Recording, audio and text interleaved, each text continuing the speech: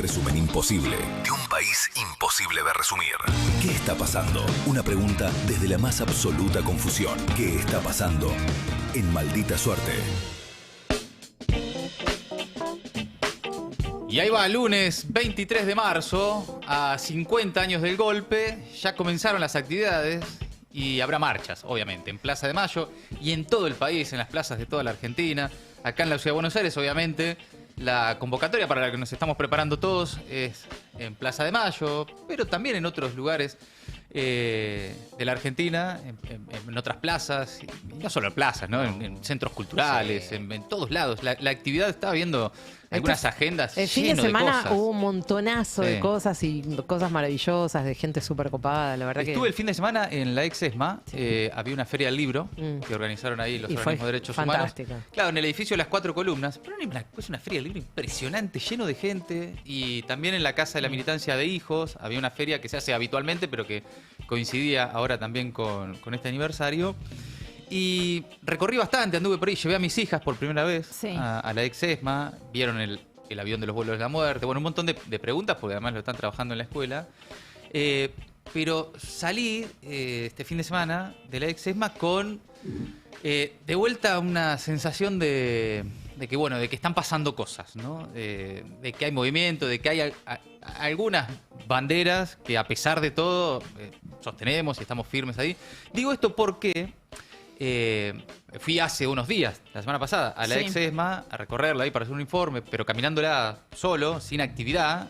Y la verdad es que es muy gráfica la política de derechos humanos del gobierno en cómo se ven materialmente. La soledad. El deterioro. El deterioro, el abandono y el ataque. Sí. Cuando vos ves y recorres hoy la ex ESMA, ves lo que está faltando en... Ya ni te hablo en políticas públicas de búsquedas de memoria, de verdad, de justicia. No, te hablo en mantener en buen estado los edificios. Sí, infraestructura. La infraestructura, claro. ¿No? Pintar las paredes. Bueno, totalmente abandonado. Entonces me fui con una sensación de mucha angustia. Y bueno, el otro día la volví a ver ahí de vuelta, como recuperando vida, ¿no? Ese lugar que ya hemos visitado y que conocemos. Y lo que pasa es que también ese lugar cobra vida cuando hay mucha gente, ¿no? Sin duda. Entonces cuando empieza a mermar eso, que por suerte, digamos, en estas fechas importantes, vuelve a recuperar ese brillo, esa energía, es fantástico. Sí, porque no es una discusión sobre el pasado, ¿no? Es una discusión sobre qué está pasando también. Por eso la tensión con el gobierno, que obviamente para las próximas horas está preparando un video, otra vez, algún de esos contenidos negacionistas en sus redes sociales, porque no les preocupa, o no necesariamente les preocupa, discutir el pasado, lo que ellos llaman memoria completa, sino con la relativización, el negacionismo de aquellos años, de aquellos crímenes cometidos desde el Estado, de alguna forma también suavizar o moldear las actuales políticas de represión, por supuesto, sin comparación alguna con la desaparición, los secuestros, los robos de bebés y demás, pero sí el estado de situación de un Estado que, ante cualquiera que se le opone, que le ofrece resistencia o disidencia, va a ser reprimido en las calles, perseguido penalmente o acusado de terrorista, ¿no? Entonces, hay algo en la discusión sobre qué pasó hace 50 años que está muy presente y que, además, por supuesto, y como dicen los organismos en la convocatoria de mañana, si quieren memoria completa, que digan dónde están, porque todavía están los militares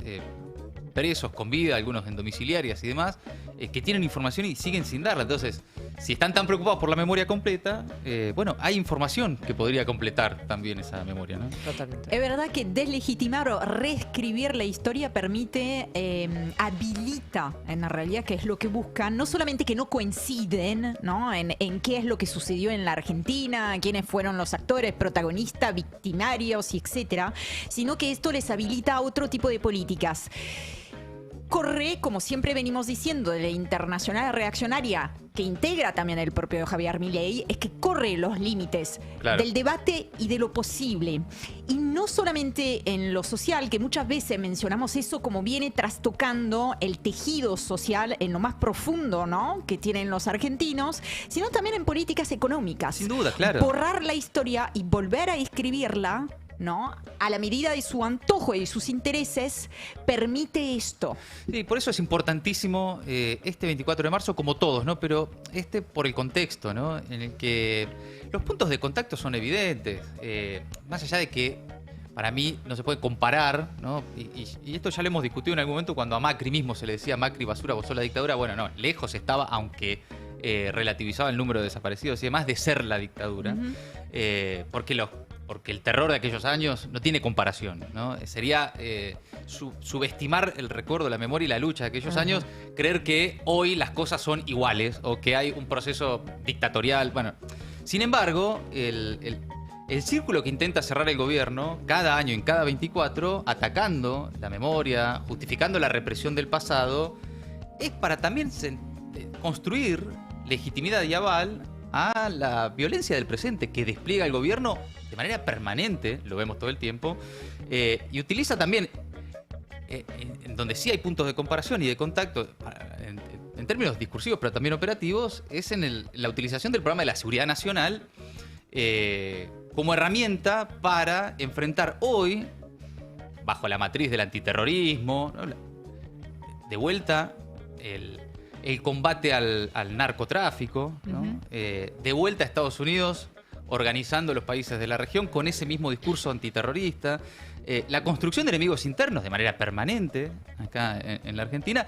Bueno, y esto que decíamos, y la injerencia extranjera. Hay puntos de contacto, ¿no? Por supuesto. Y en ese marco es que el gobierno extiende permanentemente todo tipo de dispositivos de persecución, punitivos, y persigue la organización colectiva, desprecia el mundo del trabajo, lo que estamos viendo. Por lo tanto, los puntos de comparación de modelo económico y también de cómo se aplica la represión para garantizar esos modelos económicos están. Por eso, la discusión del pasado es interesantísima darla en el presente. Y algo más, no solo con el gobierno, y esto de si fueron o no fueron 30.000 y toda esa tensión y la memoria completa, es un momento muy interesante para volver a darse discusiones en el campo popular sobre cómo se enfrenta a ese tipo de gobiernos autoritarios, represivos, y a este tipo de modelos. Porque también en el transcurso de los años se perdió el ejercicio, ¿no? Quedó algo de, bueno, y entonces, ¿qué se hace? Sí, ¿no? sí. Sobre eso hablé hace poco con Mario Santucho. La nueva revista Crisis plantea, en términos generales, desde su tapa, pero también en sus notas, además recomiendo mucho que la lean, transforman el algo habrán hecho en algo habría que hacer, ¿no? Cómo retomar también la conversación sobre, bueno, ¿qué era lo que hacían quienes fueron desaparecidos? ¿A qué se enfrentaban? ¿Qué proponían? ¿Qué idea de mundo tenían, ¿no? En ese contexto, con las condiciones de aquella época, en plena Guerra Fría, plan cóndor dictatorial en la región, etcétera. Pero, ¿qué era lo que querían? ¿Qué miedo le generaba a las autoridades de ese momento? Tanto miedo que los hicieron desaparecer, ¿no? Claro, ¿y qué se hace con la violencia? ¿Qué se hace con la violencia de un Estado, la violencia de un gobierno? ¿Cómo la enfrentás? ¿Cómo la enfrentás, no?